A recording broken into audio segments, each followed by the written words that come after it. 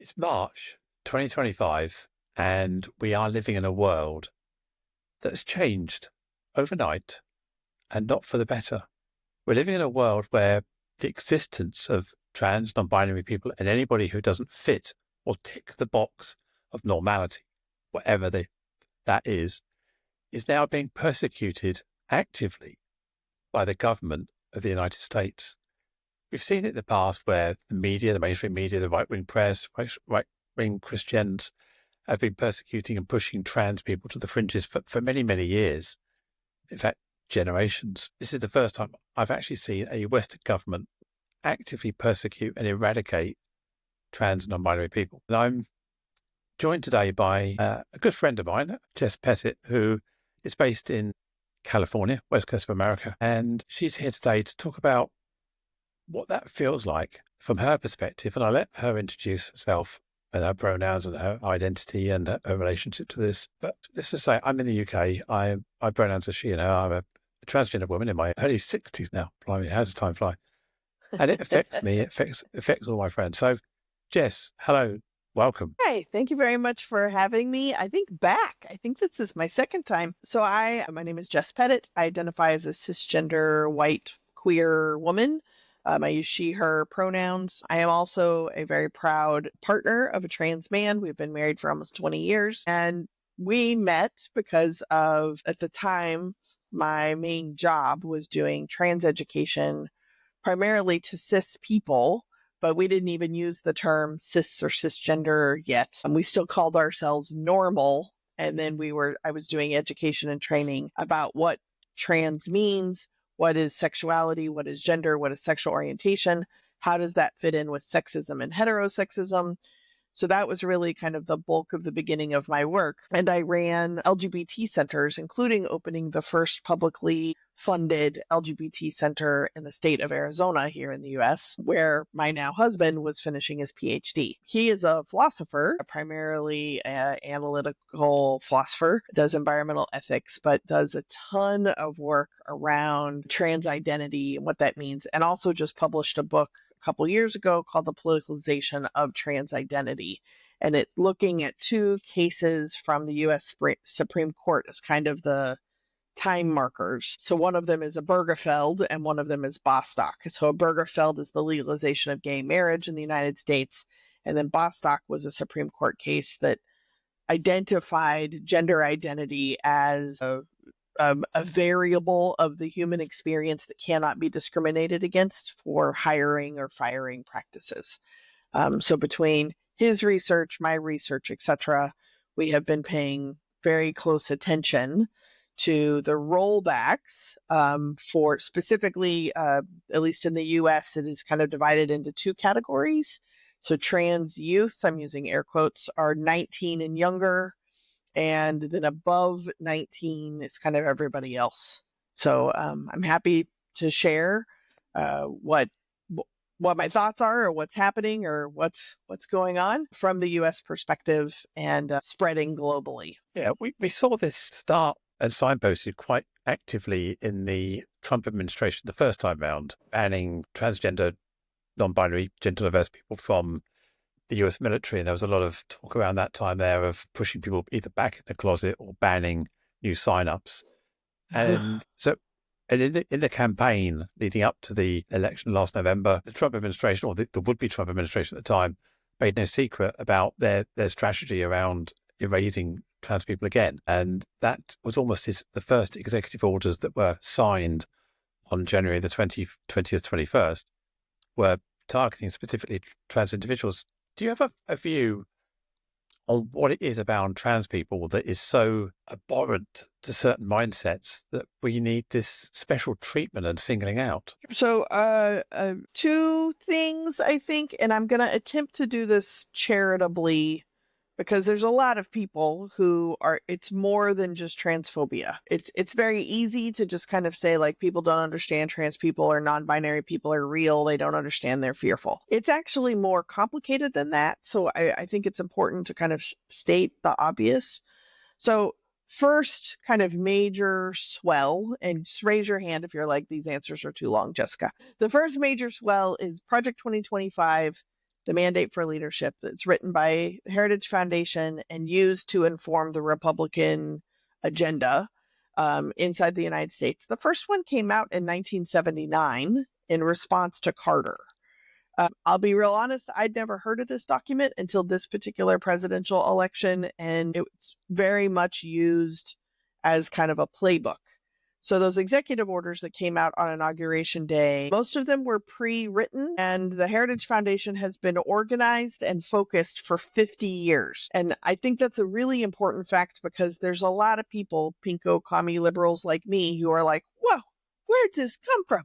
But it came from being deliberate and organized for 50 years, which I think is a lesson us progressives really should be thinking about. Can we hold it together and focus on what we believe in for 50 years? I hope so, but I don't actually even know if that's true. So I just did a big project on Project 2025. So I read through the whole thing, I did all of the research, etc. And so the basic premise is kind of like reverse racism. So somebody else, not them, has picked who the winners are and who the losers are, and they want to be able to pick who the winners and losers are. Yeah, sort of around like free market economy and business opportunities, definitely around Protestant-based Christianity, where like the family, right, is the father and a mother and conceived children between them. The father works, the mother does childcare at home.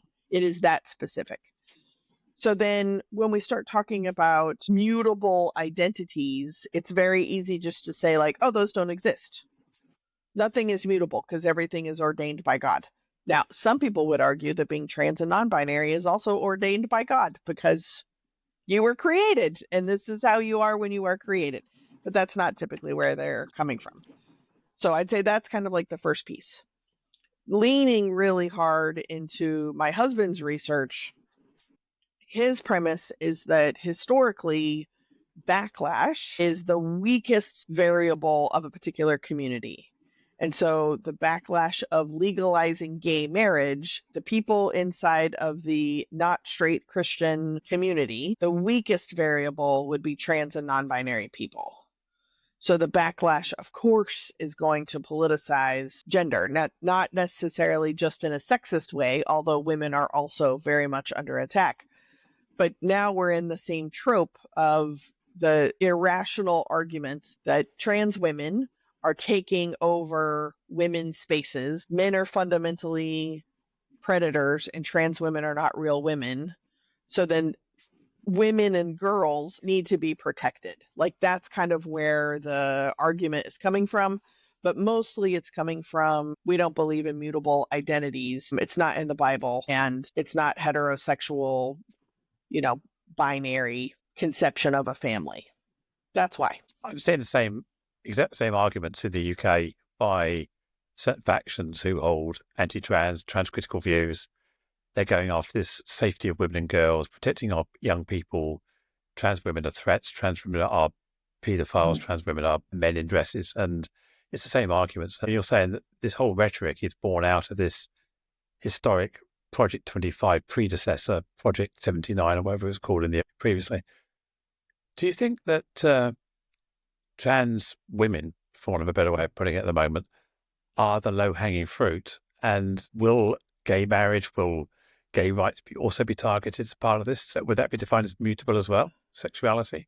Yeah, 100%, because we're all born straight, obviously. So the two parts of that question I think are important. Notice trans men not showing up here at all, and non-binary stuff is just being eradicated. So in the US, you used to be able to get an X gender marker.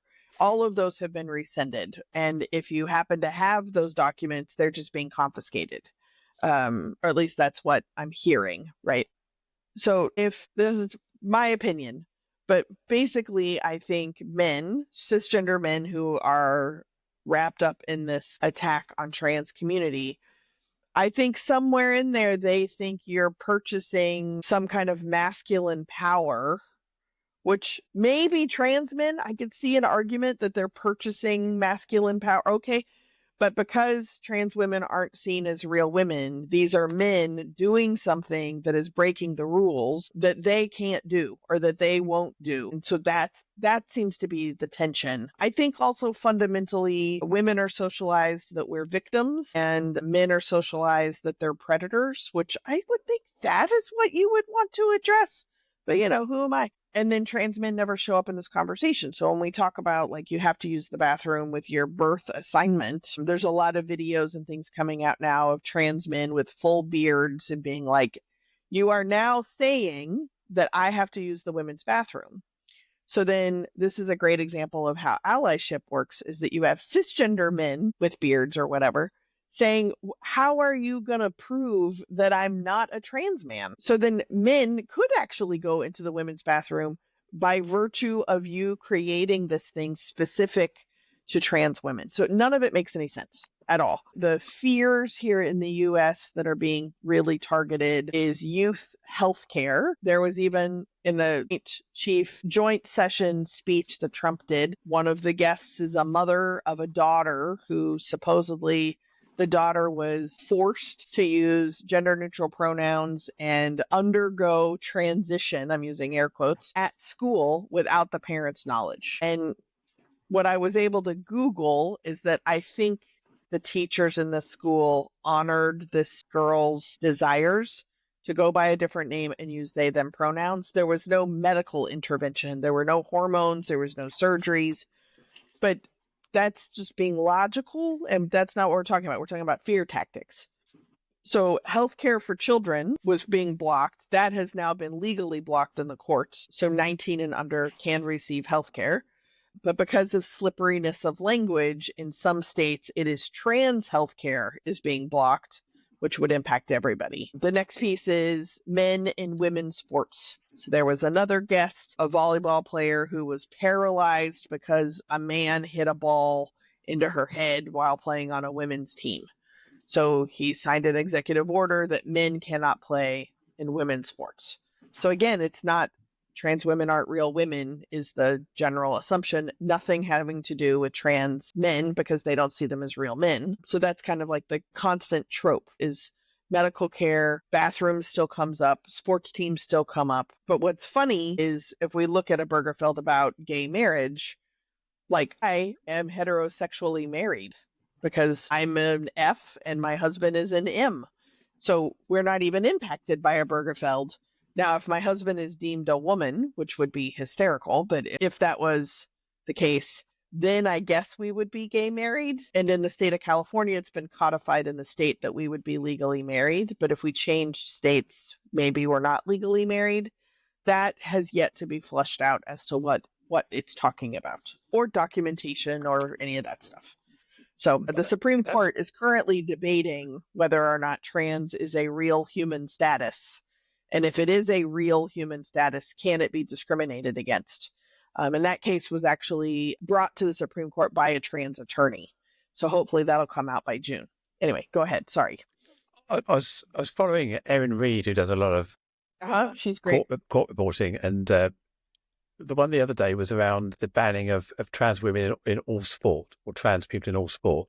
Right. And that was defeated, I believe, by about 6 or 7 votes the other day in the Senate or in Congress. It didn't pass Senate by 4 votes. Yeah, it got filibustered or something, or it was kind of blocked. But obviously that's not going to be the end of it, is it? That's just the just because something gets blocked doesn't mean to say that it's going to stay blocked. Well, it's a sexy topic that really riles up that particular base because, I mean, I went to lunch with a friend shortly after the presidential election here, and she is a rational human being. She is a good mother. She's probably a little more conservative than me, but like we're friends, right? And so I was like, I know you don't really do politics, but how are you doing post-election? Because even if you don't do politics, Trump winning was kind of a polarizing thing here in the US. Yeah. And she's like, I don't do politics, but I don't want my kid coming home with a sex change. And I was like, that is a valid want. Why would you think your kid would be coming home with a sex change? Like nurses in schools have to get parental permission to give an aspirin. What do you think is happening? But it's even just the talking about the topics that gets parents, she explained to me, nervous because they don't want to be able to pick and choose when their children are exposed to certain topics or information. And if it's open in a free discussion in the classroom, then the parents don't have control of that. I'm not a parent.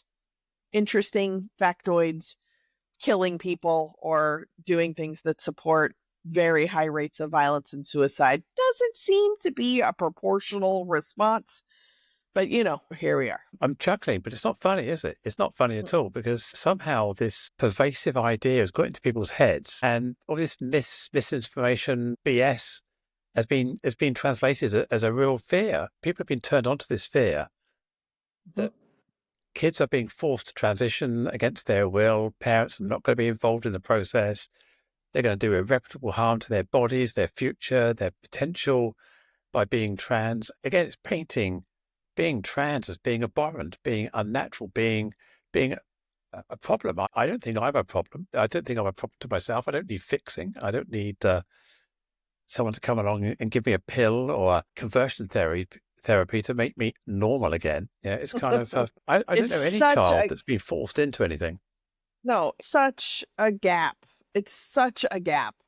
And that is the most charitable thing that I can do. But it's very, very, very, very, very hard to bridge that gap when people are utterly terrified. The fear related to this gap or just ignorance of what is happening, it's very hard to cross that divide. And in a lot of ways, I think it gets more complicated. Again, I don't have children, but when you're a parent of a trans or gender nonconforming, non-binary kid, I think that there's even more possibility for like extreme hate and abandonment or extreme defense and love, right? And so now you're talking to like the connection between a parent and a kid and what that means for them as a parent, what that means for them providing a safe space for their kids inside of a school when they don't have control of them, or what it means to like just lose a child and then grieve and feel like you've lost something. It's very complicated. It shouldn't be, but it sure is manifesting itself as complicated. There's this moment in The Handmaid's Tale where there's two women and their child at the airport. They're in a same-sex lesbian relationship. And the executive order or the orders come down that very morning that disbars gay marriage at that point. Therefore, they were no longer legally married at immigration. Mm-hmm. And therefore, one of them was denied an exit visa because they weren't married to the other person who had a Canadian citizenship. I think that's the storyline. I forget the character's name. But that's becoming a real possibility, that dystopia that there's been, the Margaret Atwood projected around how we treat women, how we treat anyone who's not in that bell curve of normality, or actually, let's be blunt, not a straight white cisgender man, right? Is kind of where the privilege and power is laying. And even Zuckerberg, the language he uses, we need more masculine energy in our business, and that seems to be everyone was almost giving him a round of applause, saying, "You're too right." Trump has said we don't need feminine energy in the military, in the Coast Guard service, in other things, because women are making a bad job of being leaders in those organizations. And meanwhile, he's like melting down in front of the Ukrainian president, right? Like the shameful, vile behavior of an emotionally unstable world leader is really just disgusting. It's so disgusting. And I recognize I am coming from a very privileged place to be like disturbed by the emotional stability of the president of the United States, right? Like, how privileged am I? I'm not worried about being deported. I'm not worried about, even as a DEI consultant and speaker, I'm less worried about losing work, even though it is now illegal to do DEI work in the United States because I'm white. And so I'm still getting contracts because I'm less scary than a person of color, right? I recognize I'm coming from a huge place of privilege. And inside of that place of privilege is astonishing to me that the progressive party, or that isn't a party, but the progressive movement, like I were critical of Obama for being like too moderate.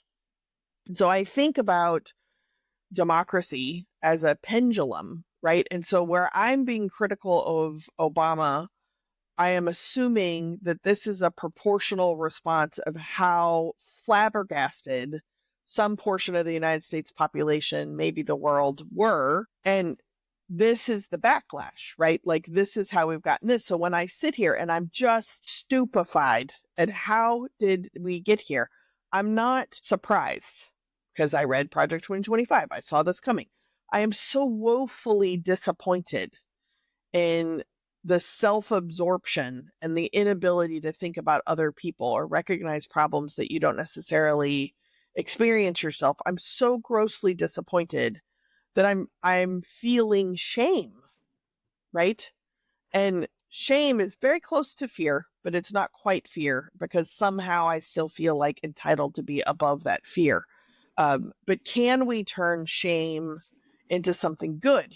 And in my organizing or activism work, we often talk about the pictures of lynchings, and we focus a lot on legislative things saying you shouldn't hang people, you shouldn't murder people.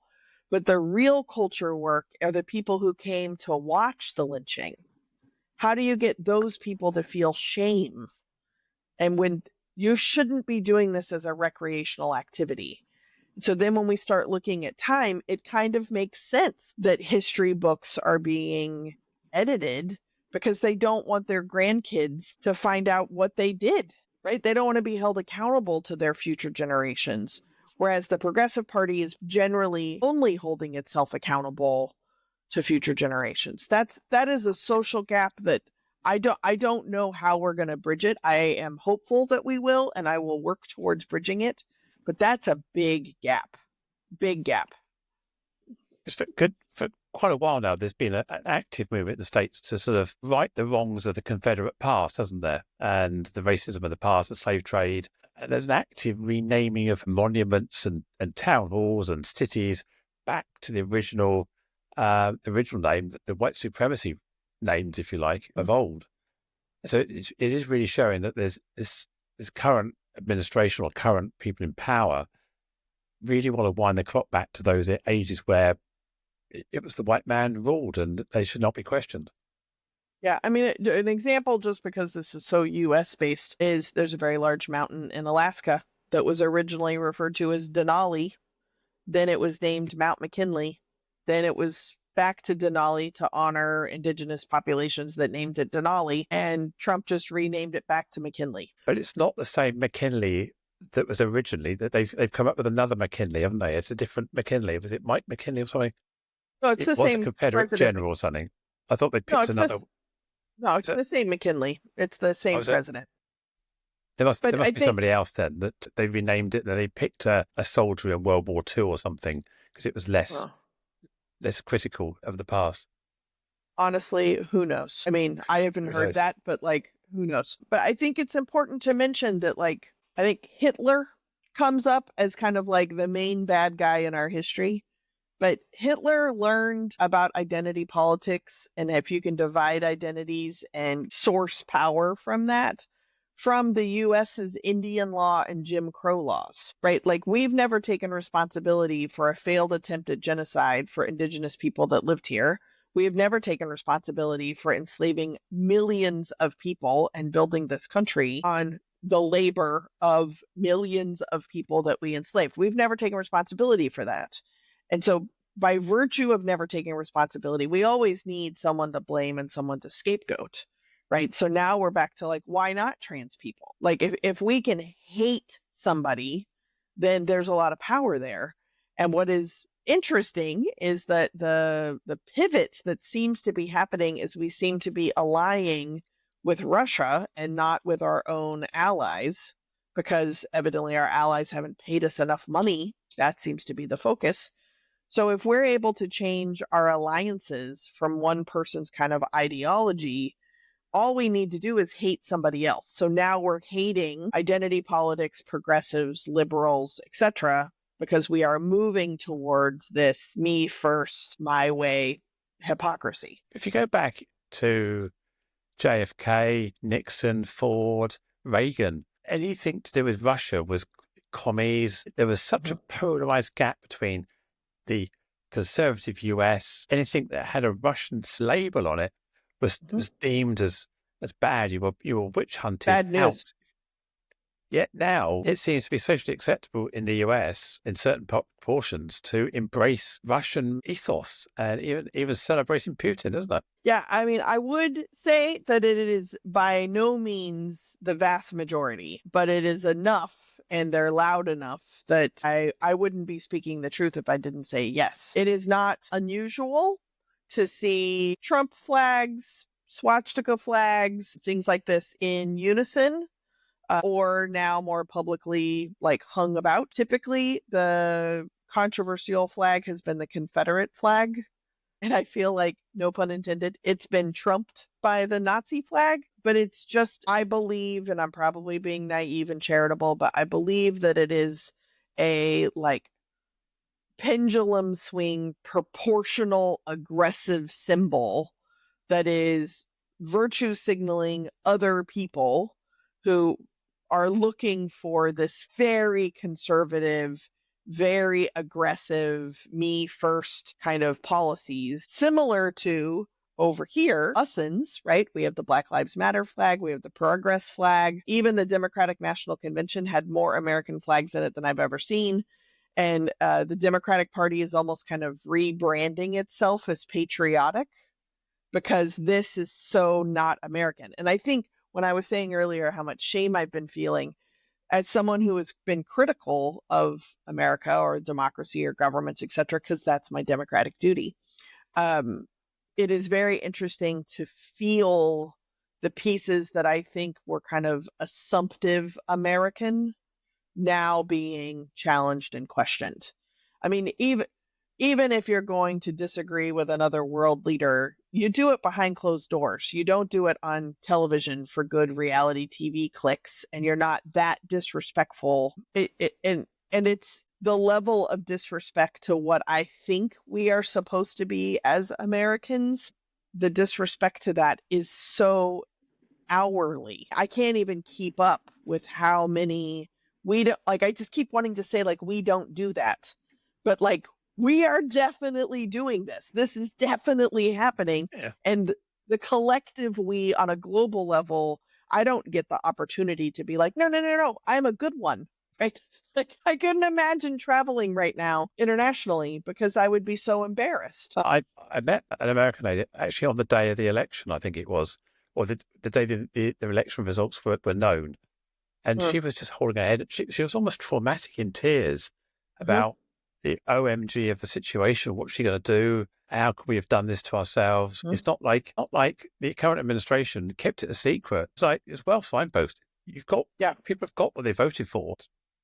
They 73 million or whatever it was voted for this administration. It wasn't like a minority of stupid people. It was a lot of very intelligent people who voted. Yeah, I mean, if I do think it's important to just have a moment of math, right? So we have very low voter turnout of the people who are eligible to vote, which we also restrict pretty strongly. If there were some voter suppression things that were put into place, that there are some models that show if those were not in place, there is a very good chance that Kamala would have won more areas. But that's not how we do peaceful transfer of power, right? Like, we live and learn and move on. So, in the small proportion of registered voters who actually voted, it is true that most of them voted for the Republican ticket. But what is interesting is that they didn't necessarily vote straight down the ticket. Like, they voted for Trump and then discerned underneath, which is also, I think, kind of new voter behavior, because usually it's kind of like straight party lines. So I think that that's interesting, right? But I also think that the United States is, as a whole, is not ready for a biracial woman of color married to a Jewish man to be the president of the United States, right? Like, really? You actually thought, like, the vast majority would be like, let's do it, right? Like, sexism is real, racism is real, anti-Semitism is real. So yeah, he legitimately won the election. He did not win the popular vote because there was people who voted for third parties. And he certainly didn't win the popular vote of registered voters in the United States because most registered voters don't vote, or most eligible voters don't vote. I guess I should say, because some of them aren't even registered to vote.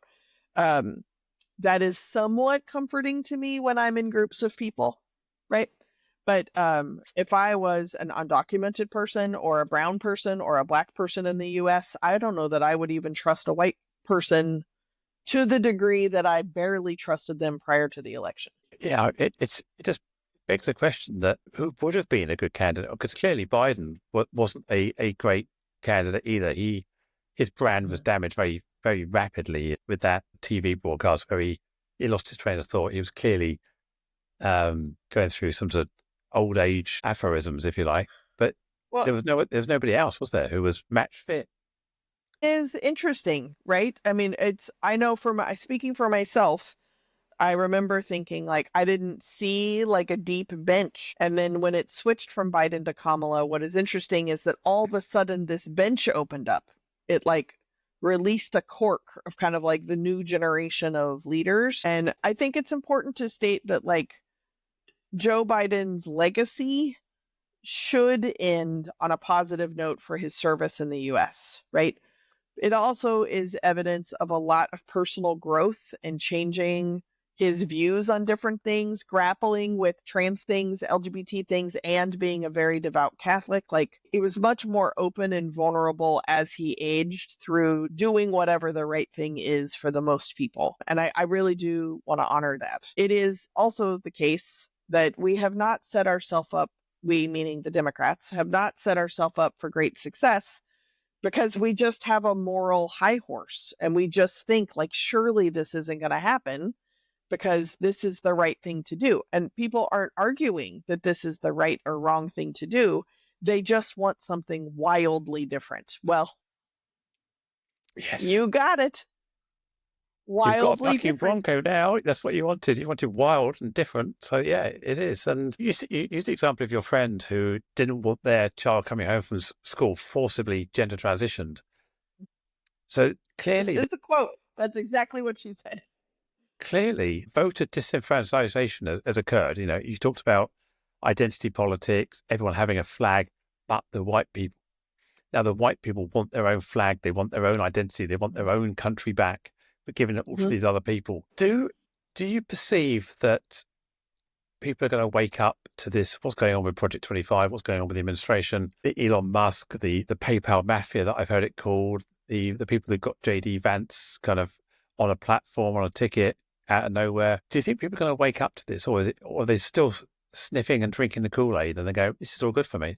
This is what we want. I don't know that I'm like the type of person who can say no to that. Like, sure, yes, they're going to. But I think that optimism is also fueling my ability to continue to sleep. So it's probably self-absorbed more than I think truly that it's an accurate statement. It's easy to blame social media or Instagram or, clickbait, those kind of things for these things, but that this kind of division is monetizable, and it's monetizable because that's the world that we live in right now, right? And so one of the things I really like, Chris Hayes has a new book on attention, and at a really late night interview where I feel like he might have been like a little tired, so he's a little off his talking points because the book is in my stack. I haven't read it yet though.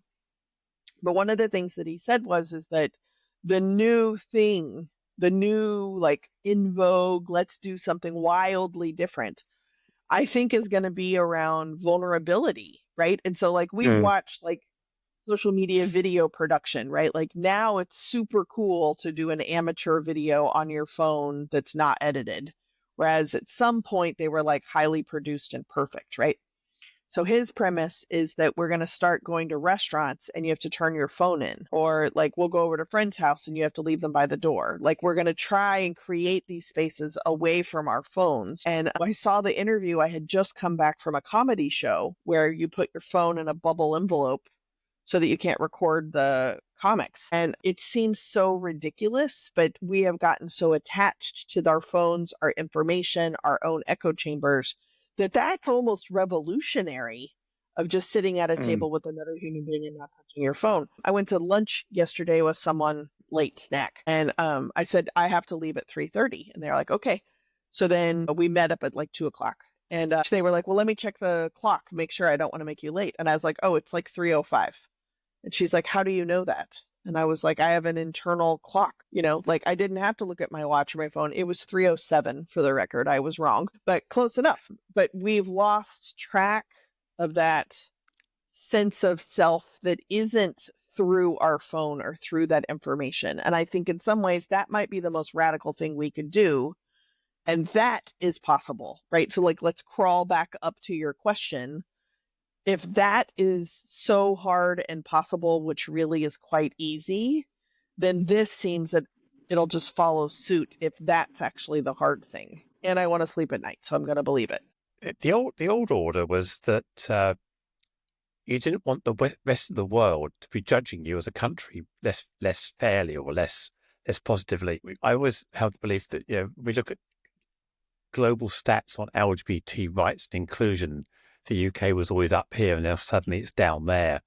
You always sort of think, well, surely the government, surely the people who protect me care about where we rank on things.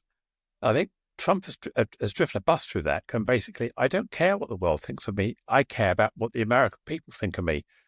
That whole Zelensky car crash of a White House Oval Office wasn't anything to do with what the world thought about him. It was all about his voter base and how the people, all of his the people who want him to be their leader, he was basically bowing to them, his disciples. Not, being critical in the world stage is not important to him anymore. It's the American people, isn't it? I think so, and maybe this is what it means to be the leader of the free world, right? Like, I mean, the EU came out and was like, the free world needs a new leader. I don't know. The whole globe's talking about him, right? Like, nobody is not aware of what it is. His ratings are good. He's up there on the watch list, isn't he? He's getting. Yeah. But I mean, Voldemort was real popular too. People didn't agree with him, but they were so scared of him, they couldn't even say his name. So that dynamic needs to be held account. I'm pretty shooketh, I guess, the right word. So again, I know that this is going to come out at a future date. So spoiler alert, we recorded it in advance. But last night's joint session, the way that it works is the House and the Senate are all in one big room together, and the left is all on one side and the right is all on the other side, and the Supreme Court and other people are in the front, whatever. Generally speaking, this is a respectful, quiet place, right? So it was during Obama's presidency that one of the Republicans yelled at him that he was a liar, and that has been a very long time since there was that kind of a disturbance on the congressional floor. Now, keep in mind, historically speaking, we're a younger country, obviously, than you are. But like there were like sword fights in the room as well at one point. So, but it has become this like quiet, respectful place. So calling him a liar probably was related to racism, right? But also just broke a seal. So last night, the Democrats are holding up signs in protest. That's quiet.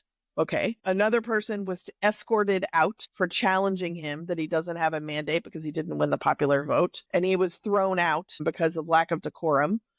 The Republicans are like little puppy dogs, like thanking everything and chanting USA like crazy people. But then individually, they talk about how much they can't support Trump, but they're performing supporting Trump when it matters on television. And then Democrats are like yelling and booing and doing things too. And I'm just like, this is not how this is supposed to go. This is supposed to be a respectful place. But we're so far away from that not saying something seems disrespectful. It's like Super Bowl Saturday sort of thing, is it? Everyone's sort of cheering for their fan base, got the big hands and the fingers going. So it sounds like there's a lot going on. And again, I'm an optimist. A lot going on is not a dead form of government, right? Like, I have lived in a communist country, and let me just tell you, my general impression ain't nothing happening. It is stagnant. Nothing is happening. Nothing is questioned. There is no churn. There is no like new idea. I mean, stagnant. And this is not stagnant. It is horrible. It is terrible. It is terrifying, and it is not stagnant. So I'm going to take that as a movement versus movement in the right direction. Okay, so it's feudalistic, it's combatant, and there are people standing up, they're pushing back, they're they're being counted. The judicial system is trying to fight the executive system. And there's hope, is there? I can't operate without hope. So I'm going to say there is hope. But I do feel I am a very limited voice right now. I think it's very hard to have hope right now. But I'm doing it. I'm figuring it out, and I'm sleeping a lot. So I'm maintaining hope. But reading Project 2025 actually did give me some hope, because there are some things that are in there that I fundamentally agree with. And to have it documented, I think was like really, really important, So I'm going to go to the website.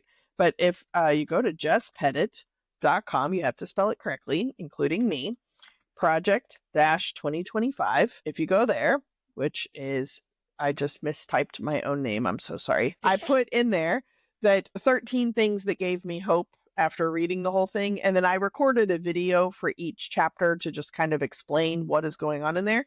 So I'm going to read 2 of them to you. So the first one is, it actually says in the Heritage Foundation document, which, by the way, is poorly written and inaccessible, and not even researched, and there's no citations. Number 1, miscarriage treatment and ectopic pregnancy care should never be conflated with abortion services. People did not read this because currently they are being banned everywhere, but it actually specifies that these things are life-saving treatments. Okay. So there's misinformation on both sides of the fence on this. Yeah. Okay. Right, because people don't read. So another one, basic human rights to thrive are defined.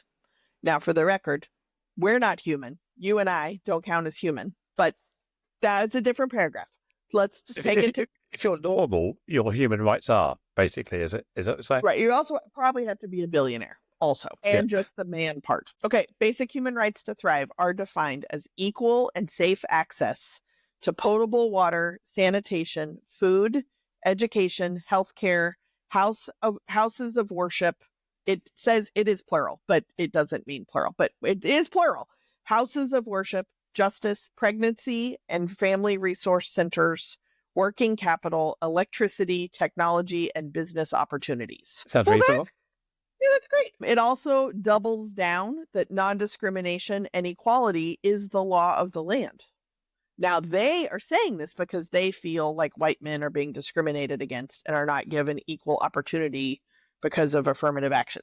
But still, it's in there. Even if we start talking about gender identity, they specify the difference between sex and gender identity and don't use the words as synonyms. Well, that's progress. They also address sexual orientation and SOGI. Now, they're addressing it because they're deleting it, but it's in there to be deleted, right? I mean, 20 years ago, I was trying to explain to people how sex, gender, and sexual orientation are different things. So it gave me hope because I think knowledge is hopeful. So I know what the thing says. I know what to expect. And for the record, the bad stuff hasn't even happened yet. This is just the people stuff. But like increasing nuclear weapons by 100% and then deregulating how nuclear waste is disposed of and privatizing it so that the lowest bidder just figures out how to dig a hole in your backyard with new nuclear waste because we've just increased nuclear development. We don't even know how to get rid of the nuclear waste we already have. There's stuff that is utterly terrifying. Does that mean it's in the government's interest to have aggressors in the world to support the need for more nuclear weapons? So if Putin, if Kim Jong-un from North Korea, if China weren't aggressors, then there would be no need for nuclear weapons. So maybe they need to have a big combative and feudal world where people are aggressing in order to defend that position. Possibly. I also think that there's a lot of money to be made off of making things that we hopefully will never use, right? Yeah. And frankly, it feels like my dick is bigger. And so that's an important reach. Having a big dick is the key. I missed that one. Yeah, obviously. I know. And now we're back silly me. to sexuality having a big and dick. gender. Yeah. God, obvious really, isn't it? It's so awful. I mean, there's so much in there that is just going to like destroy us all so much faster that it's so bad that there's almost a piece of me that feels like thinking about your own individual personal well-being is so selfish compared to how much we are shortening humans' lifespan. But that's a very privileged thing to say. So Hmm.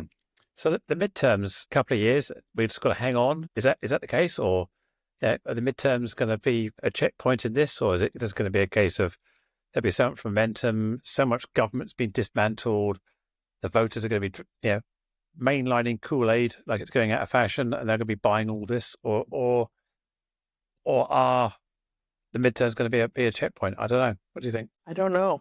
I think that's probably the scariest thing because I actually doubt it enough that I don't even feel like I can say like, we just have to wait because I truly I don't know. I don't even know if we'll have midterms. Yeah, I mean I that's mean, the it's in language his that's coming out of the White House, isn't it? Yeah, we don't yeah, need elections anymore. it's in his best interest not to have them. Now, there are people running for office. There are more people running for office now that are Democrats than have ever been reported, like from school board up, which is kind of exciting. So we're acting like there are going to be midterms. But a lot of damage has been done in 6 weeks. 2 years, I don't know what's going to be left. That's hard for me to say as like a hopeful person, but I don't know. I really don't know. Will they get bored with trans people? Well, they think, well, that job's done.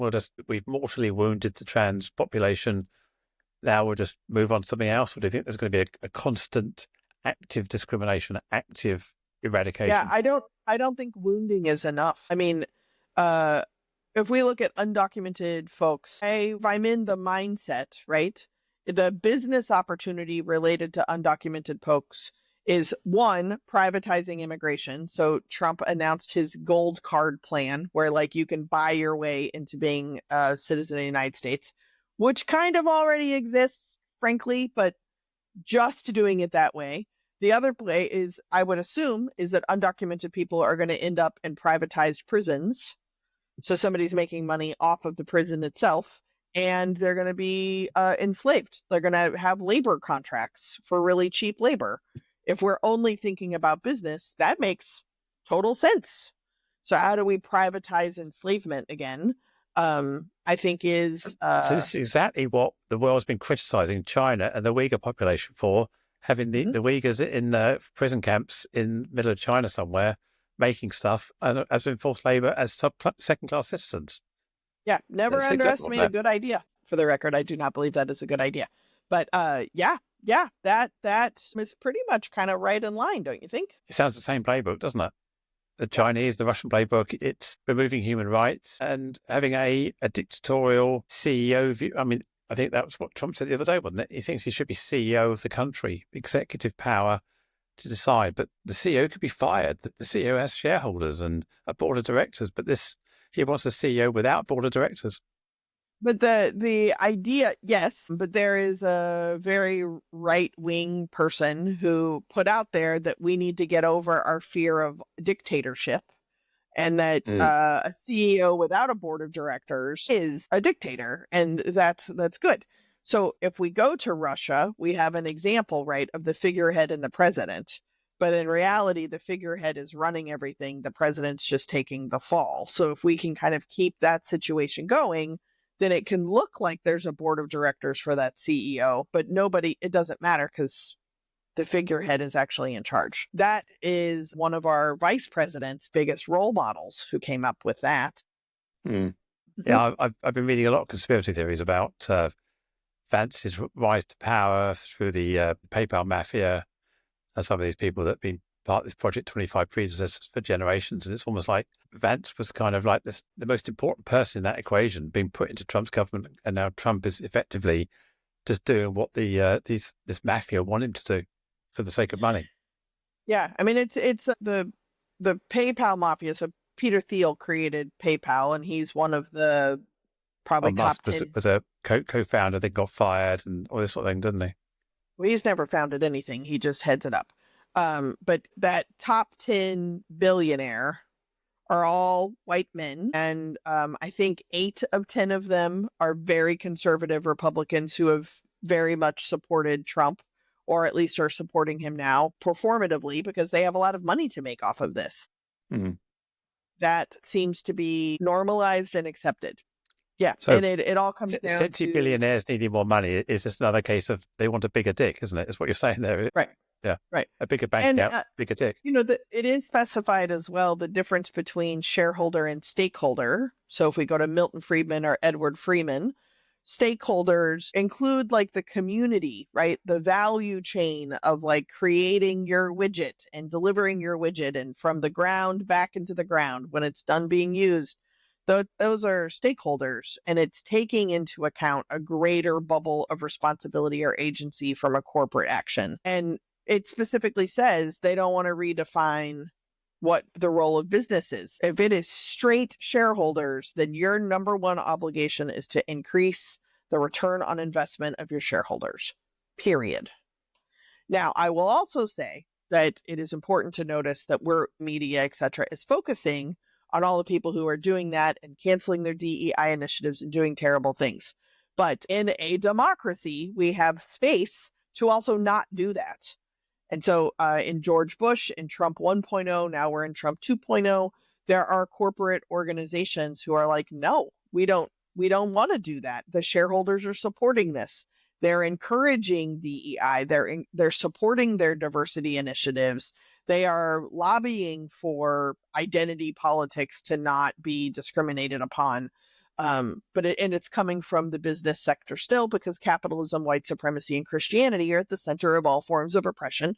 But we could focus on them, and that could refill some of our hope as well. So what's your advice to the average trans, non-binary, gender diverse individual that's floating around mid-US? Is it head to California for a safe space, or is California under threat as well? Well, if we toss everything up to the states that are being supportive, and California's not the only one, I would definitely pay attention if you are not in a state that is going to support your existence, let alone your healthcare. If you have documentation that is aligned with your identity, but possibly not aligned with all of your other documentation, it is very hard right now in some states to get name changes, gender marker changes, a social security card, birth certificates, etc.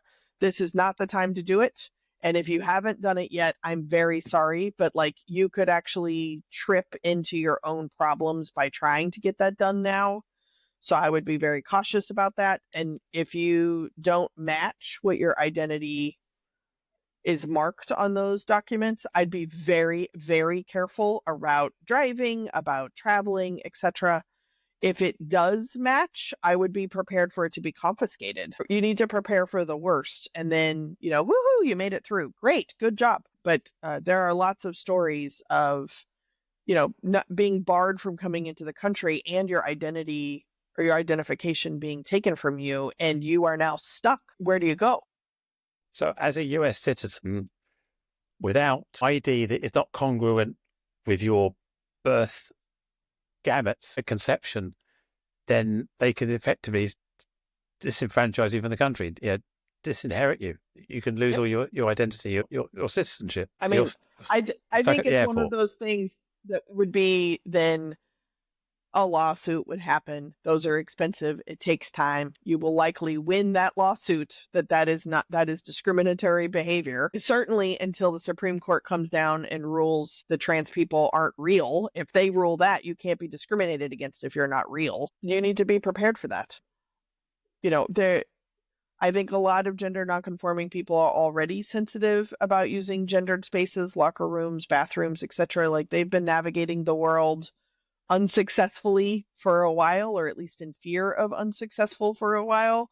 It's worse. It's just worse. And I think that that's not good. I mean, that's like really super bad news, but it feels like a betrayal to not say the truth. So we're back to that old term passing privilege, aren't we? So if people believe you are cisgender, then your life will be easy. If people doubt your cisgender, your life is going to be virtually impossible for the next however many years that's going to be. And if you're on that cusp, the advice seems to be a realist, stay where you are, is what you're saying, is it? Whether Or we like it or not. at least be prepared to know that you're not staying where you're at, right? Like passing as cisgender, passing as the gender that you're trying to pass as is a privilege, right?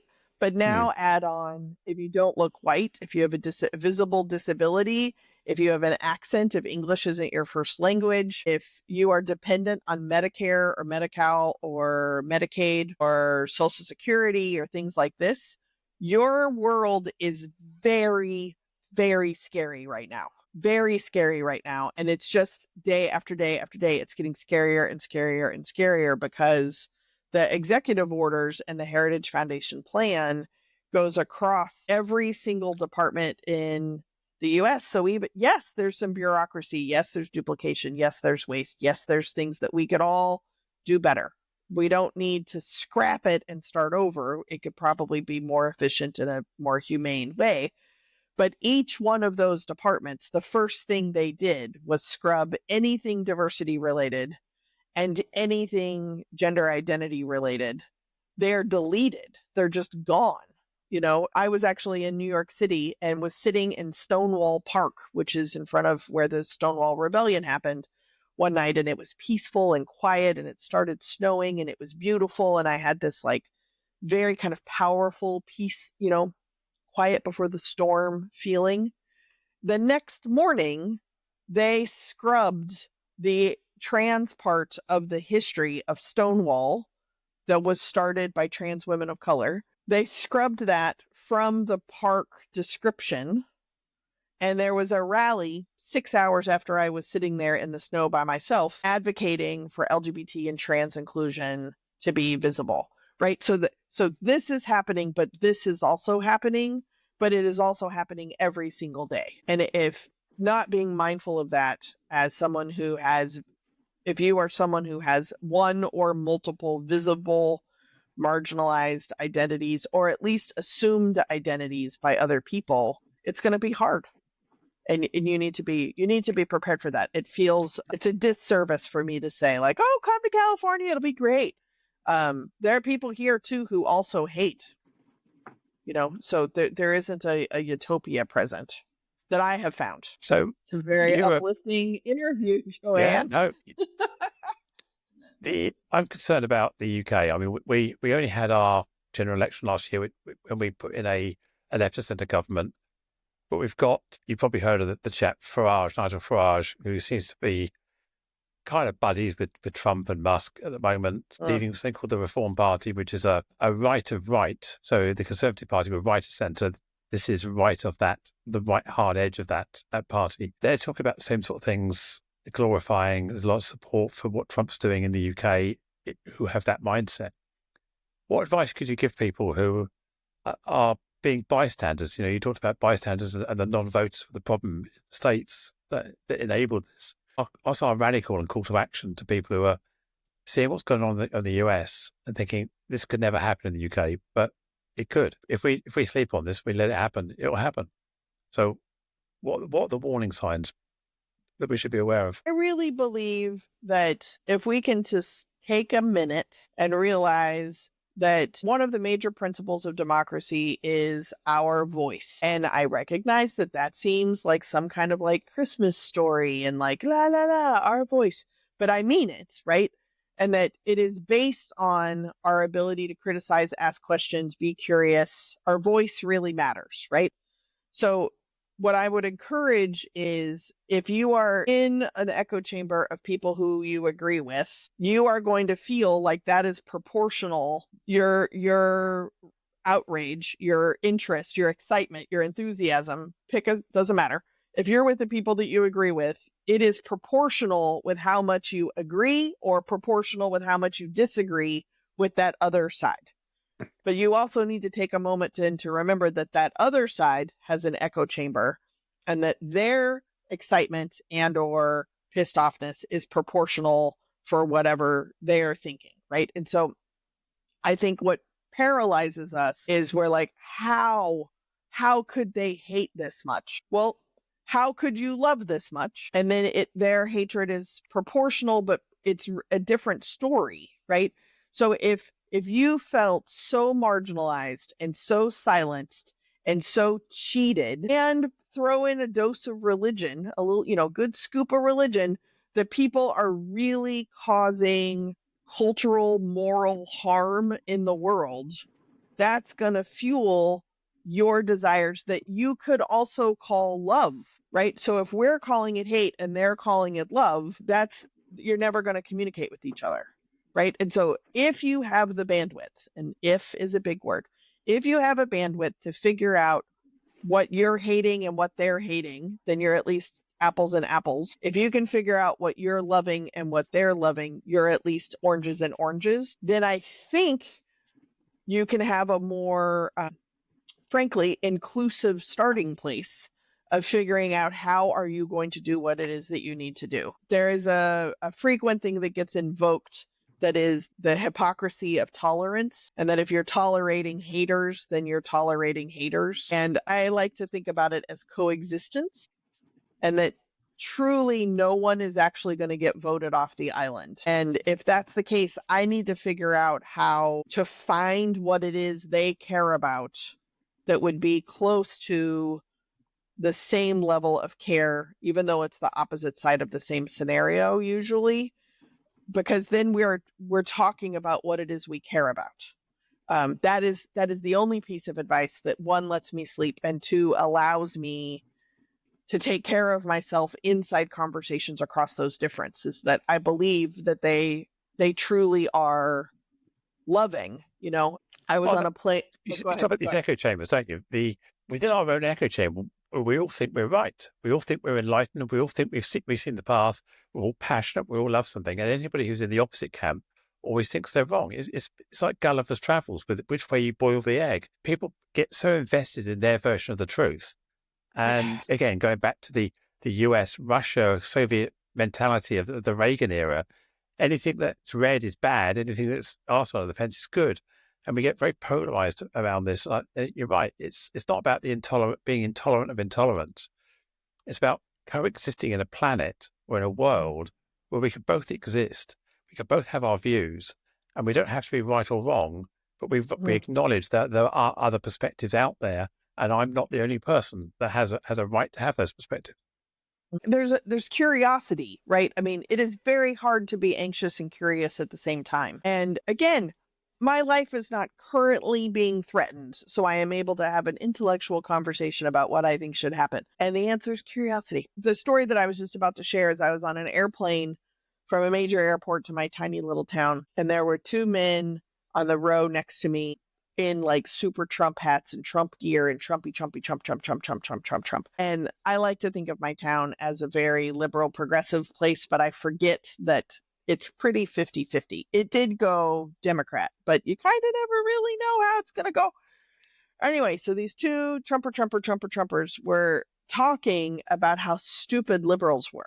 And they were talking very loudly on the plane. And so the rest of the plane, I assume, are like ready to kill them, because I assume that we're all liberals. But I don't know, because I'm in my own echo chamber, I assume everybody is like me. I did not kill them, for the record. Spoiler alert. So the plane lands, or it's close to landing, I think. And one of them shares a text message that they got from one of their liberal Dem friends. And it is a text message of like, how could you vote for him?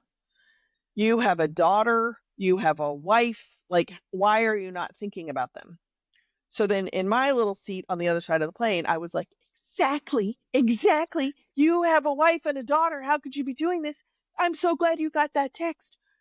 And his friend says, I can't imagine a friend of yours would think that you're not thinking about your daughter and your wife.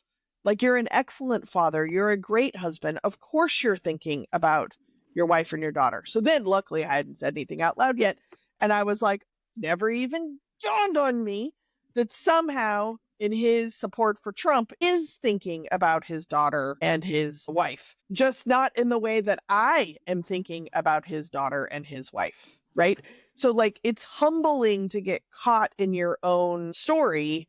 And I still think he's wrong. I am very clear. He is wrong. But how I approach him as wrong is my work to be done. And accusing him of not thinking of his wife and daughter, not a good bridge. That's not a good bridge. That's a defensive making thing.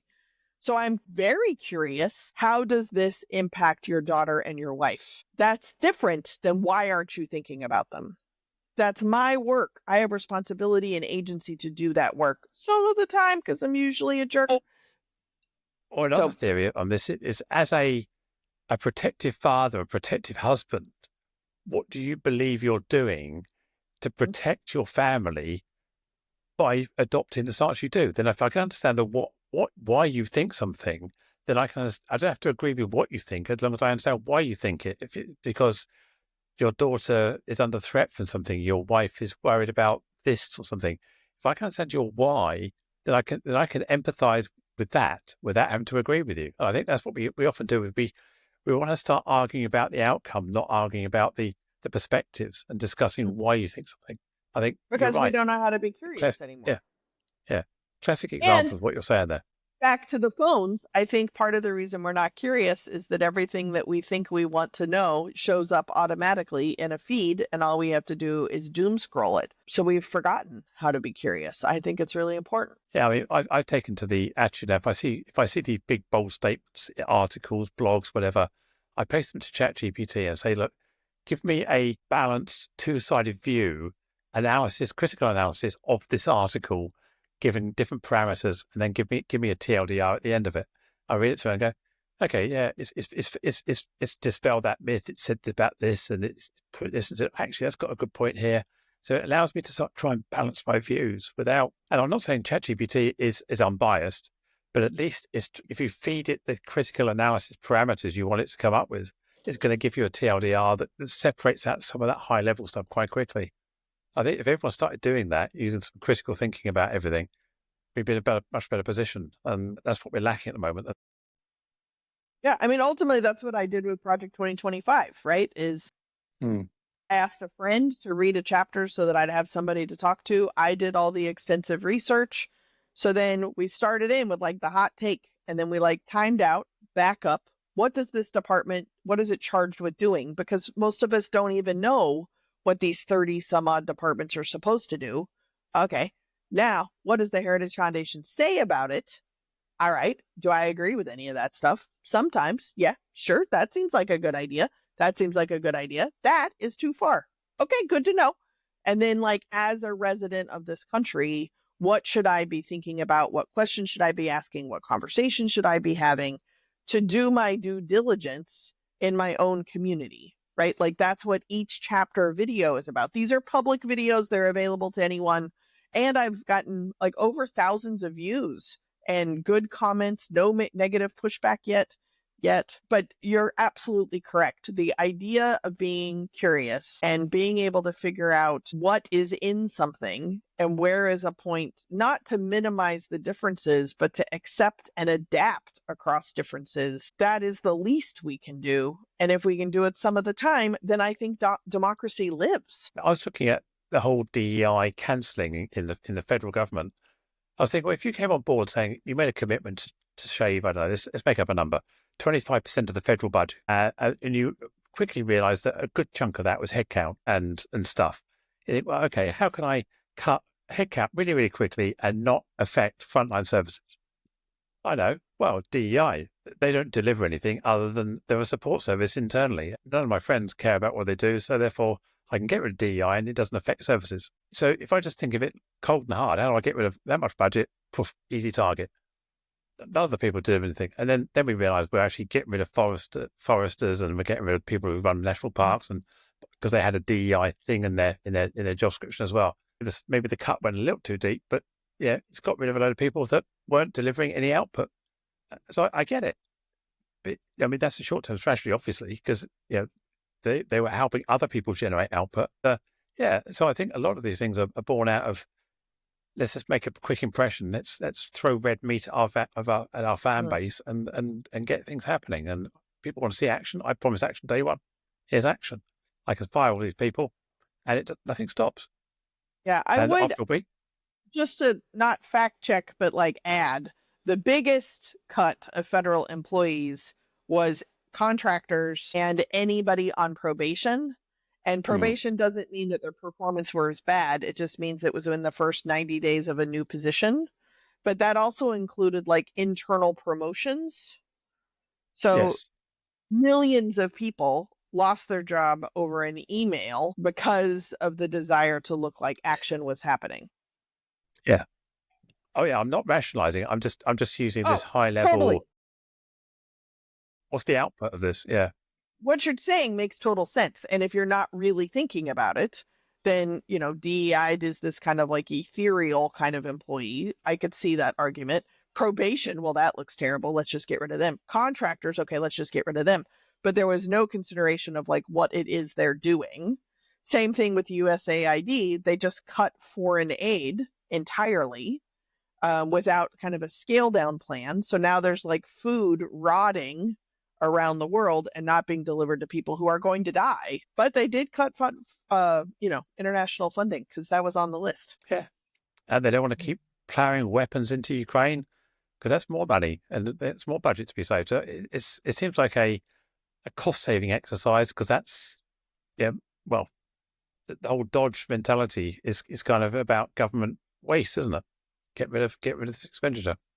I mean, in theory, that's what it is. But the definition of waste Yeah, seems I to know. be pretty ridiculous Yeah, because a I know. dollar has not been taken out of the Department of Defense, which is interesting because if that comes up as a Ukraine excuse, then that's weird. But also, the Department of Defense loses trillions of dollars a year. They have no idea where it goes. Maybe there's probably some waste there. But we have Yeah, a I mean, TV news anchor in charge, so that'll get cleaned up. my understanding about Ukraine was the only thing that's been sent to them really is old missiles, old tanks, old this, old the other, and it's actually generating revenue for US businesses because they're having to replace the stockpile of the old stuff that would have cost more money to scrap had it been left in a stockpile somewhere. So the whole Ukraine supply has been out of stuff that was probably no longer current anyway. It's not the modern Well, fighters or the modern tanks, previous and it's more generation stuff. modern than what Russia was using. That's Oh just a yeah, Russian yeah, appeasement, in my opinion. yeah. Anyway, Jess, it's been absolutely fascinating. I mean, we could go for nearly an hour and a half between us, and I'm sure we could. Our soapboxes are still strong and going. So yeah, Thank you. I mean, it's nice to always be able to share perspectives, and I think the biggest act of resistance we can do right now is to stay in dialogue and community with each other. So thank you so much for having me. when I first approached you to do this, my motivation was about putting a stake in the ground at March the 5th, 2025. And so we can come back to this in a month or two or 3 months or 6 months, whenever it is, and go, were we right? What was going on? Mhm. Also to capture that feeling, the worry, the stress, the anxiety we're facing, maybe not ourselves, but maybe capturing the mood of people that we know.